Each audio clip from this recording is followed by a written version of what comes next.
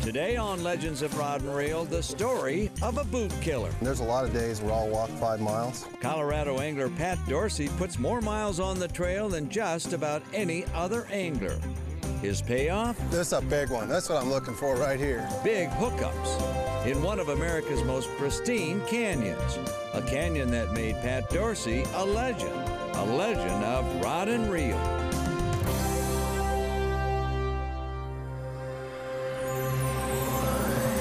All who seek fish are not created equal.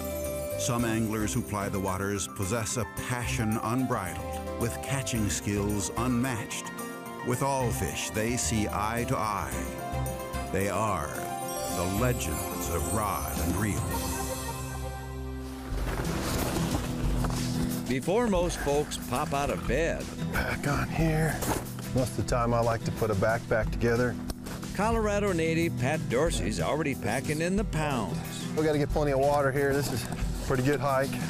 as he preps to enter Colorado's high country. I think we're ready for this great venture. Pat, like the old poem, chose the path less traveled.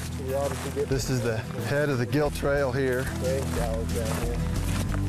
And in his life, it made all the difference. Work takes he and clients back into a stark piece of wilderness called Cheeseman, a deep, lonely canyon on Colorado's South Platte River. But it's kind of a backcountry experience. That's what I like about it.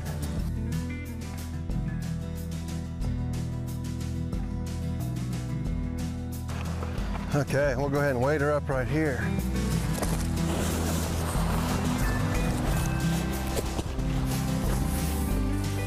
Because this is a true tailwater, most of the aquatic life in here is small. 18s, 20s, 22s, mostly midges and mostly mayfly imitations are what we fool our trout on day in and day out. In the coolness of an early fall morning, This is a size 22 mercury midge. Pat ties on a tiny fly, and he and his father get to the work of fly rods.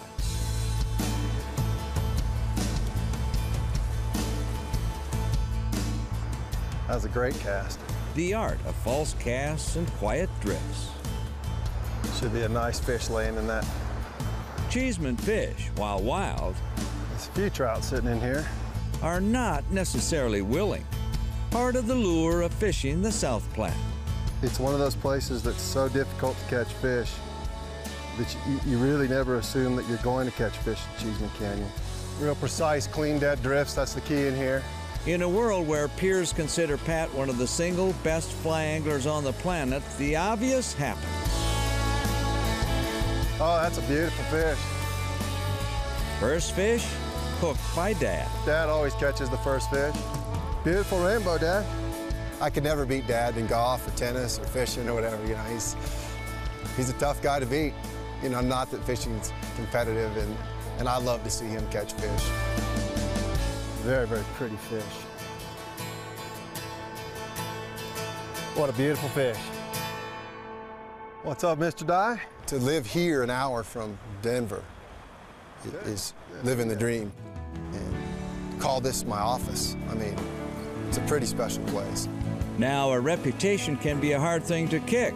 For Pat, that's a good thing. I've had a lot of people, you know, over the years that have hired him, you know, and they just say, he's a thoroughbred.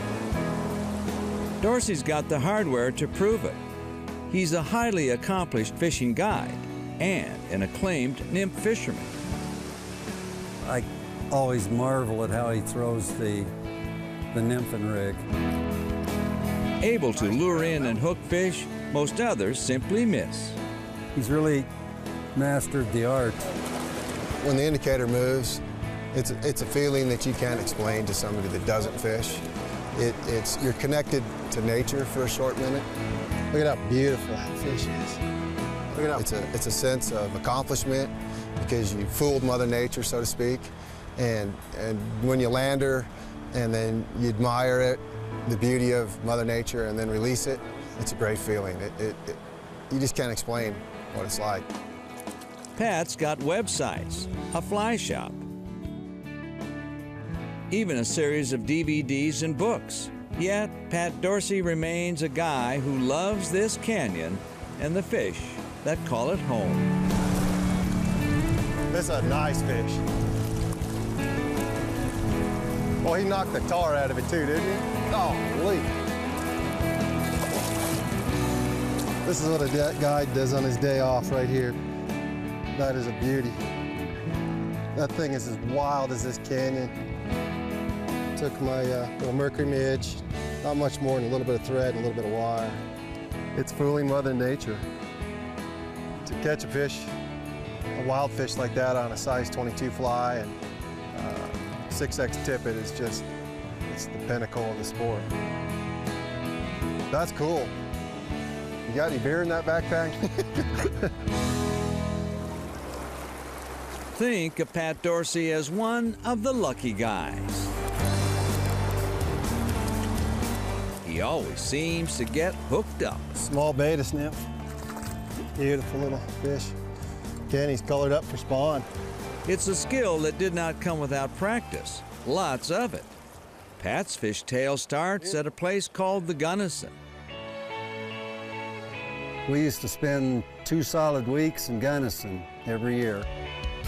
Pat's family vacationed religiously on the Gunnison River, a place where Pat, as a kid, honed his fishing skills right alongside his father. Pat and I were on the stream every day. I would like to think that I showed him some of the basics, you know, reading streams and where fish might be and why they would be there. I was blessed with a father who truly loved fly fishing.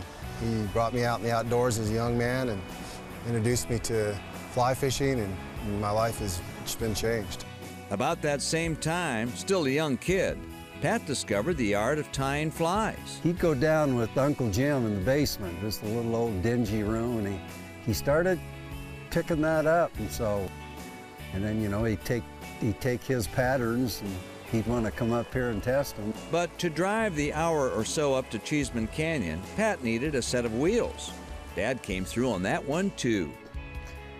That Volkswagen, he wore it out coming up on the Platte. Pretty soon, fishing trumped all other hobbies, even playing sports on the teams his dad coached. Did a lot of fishing in high school, and my father always said, if you'd put as much energy into your fishing as you did your schoolwork, you'd be a straight A student. I just told him, I said, be the best of what you're going to be. And God, I'm proud of him. One day, Pat picked up the phone and dialed the Blue Quill Angler. It's a fly shop up the road in the mountains. I think they'll rise up in here, too. This guy, shop owner Jim Cannon, picked up the phone. We got a call from a guy who's managing a pet store down in Denver. And I wanted to get a hat. I live pretty close to his pet store, so I said, okay, Pat, I'll bring you a hat. And Jim actually delivered that hat down to my pet store. And the rest is history. History, sort of. Shortly after Pat got his hat, he got an invitation. We went out fishing. It was obvious right off the bat that he knew what he was talking about. Jim gave Pat his first guiding gig. Actually, his first guide trip, the customer never showed up. So he had a little bit of a rocky start. Pat's popularity grew from both his clients and fellow guides. He became a leader in Colorado's fly fishing scene, known for his ability to catch fish on the nymph. And so much of the flies that we fish are just a little bit of thread and a little bit of wire, a little bit of dubbed fur. I mean, they're very thin, they're very sparse. That's what I think my specialty is, or my niche is, or my favorite thing to do is to fish for good-sized trout on small flies. It's the ultimate challenge. This is a pretty nice fish. It's got me wrapped around a rock. We short line or high stick nymph, and we just make sure that we're getting a real clean dead drift. That's really one of the key ingredients for successful fishing. Nice little brown. But fishing is only a portion of Pat's total equation. In the evening, after a full 12-hour day on the water, Pat finally gets a chance to sit down. So what does he do? This is my man cave, you know? He gets back to work. Pat ties religiously and loves the loneliness of the basement. Although He's never alone down here. That's pretty wild, isn't it? Be good or you're gonna be hanging on the wall, buddy. Pat ties some of the most accomplished patterns in the fishing industry. Okay, that's the prettiest royal wolf I've ever tied, but it'll work. So much so, the biggest of international fly companies picked up Pat's favorite patterns. To date, Umpqua feather merchants sell more than a dozen of Pat's fly patterns, many with his name right on them. But the proof may be in, well, Pat's fishing. Out here, his flies sure seem to work. No accident there. Man, that's a brown. That's a beautiful brown there. Thing is, if you watch even a legend long enough, you learn they too are only human. That's a fish.